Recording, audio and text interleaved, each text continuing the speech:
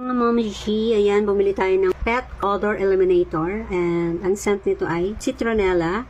Nakakatanggal ng mga babahong amoy, mga suka, ganyan, ihi. Nakakatanggal din siya ng bacteria.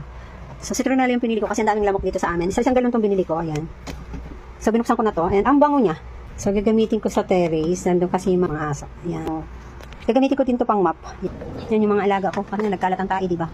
So, nagbubota ako kapag. Ayan. Sasagunin ko muna tong mga ano na to. Tapos, ito yung final ko. Itong citronella Pet Odor Eliminator. Ayan. Linis muna tayo.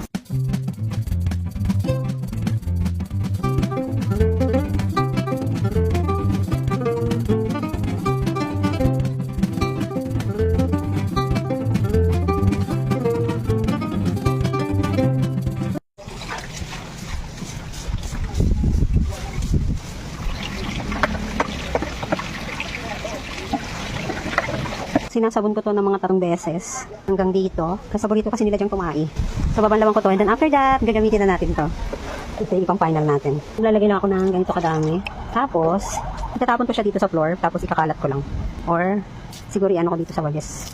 Diyan sa walis, tinaktak ko. Tapos, ikakalat ko na lang siya dito. Ganyan leg. Bumubula pala siya.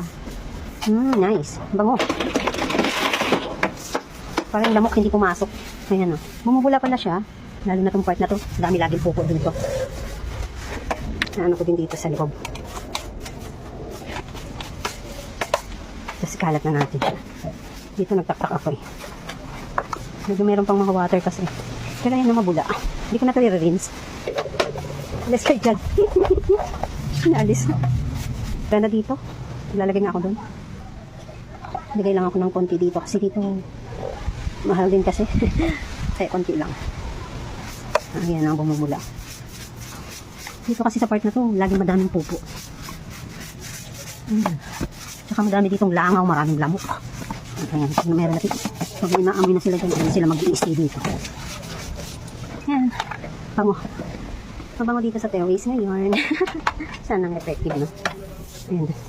Malinis na, may fresh.